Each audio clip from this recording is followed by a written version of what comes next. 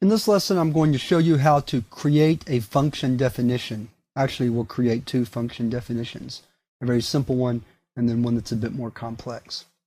So let's start a new Python program. We're going to call this functions1.py. To create a function in Python, you start with the keyword def for define.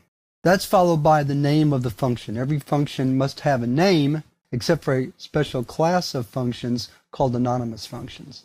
So this first function we're going to create is used to square a number, so we're going to call it square. Following the function name is an optional list of data called parameters that will be supplied to the function. They're optional because you can have functions that don't require any data being passed into them.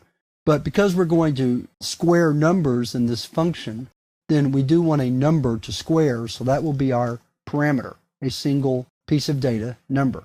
After the list of parameters, then we have a colon to signify that we're moving into the function body. So we indent into the function body.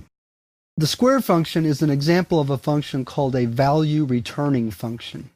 We call it value returning because we're passing a number into the function definition, and the function definition returns the value of the number squared.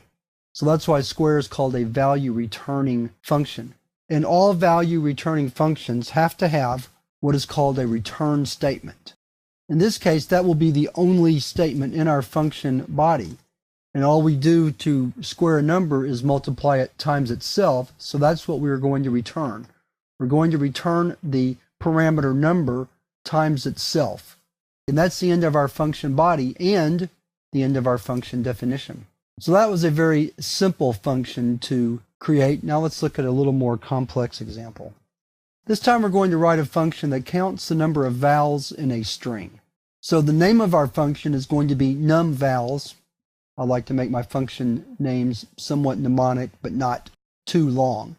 And then the parameter, or the piece of data that we're going to work with, will be any string, however long of a string of characters we want to use to count vowels. So we follow that by the colon to signify the beginning of the function body. Now this time we have to do quite a bit more coding than we did for the square example.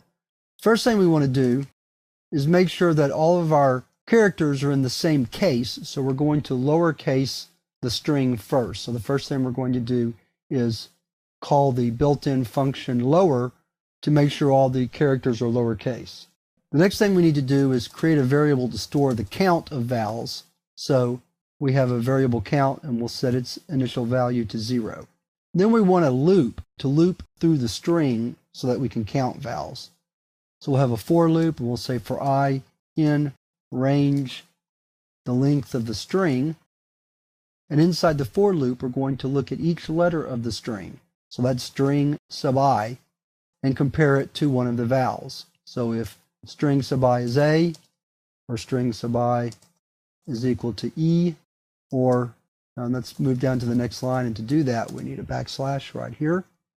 Or if string sub I is I, or string sub I equals O, or, and then a backslash because we're dropping down to the next line, string sub I is equal to U. If any of those is true, then we want to increment count by 1. And here I'm going to use the more efficient composite assignment operator plus equal, which is just shortcut for saying count is equal to count plus 1. I've avoided using composite assignment operators up till now, but now you should be comfortable enough with your coding that we can use little shortcuts like that.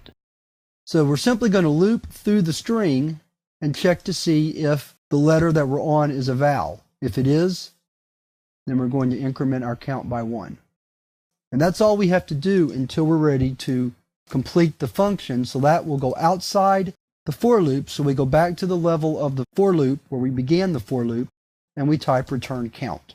So the main work of the function occurs right in this highlighted code. And once we've looped through the complete string and we've counted all the vowels, then we can return that count, and that will be the return value of the function. So with that, we're ready to end this lesson on function definitions.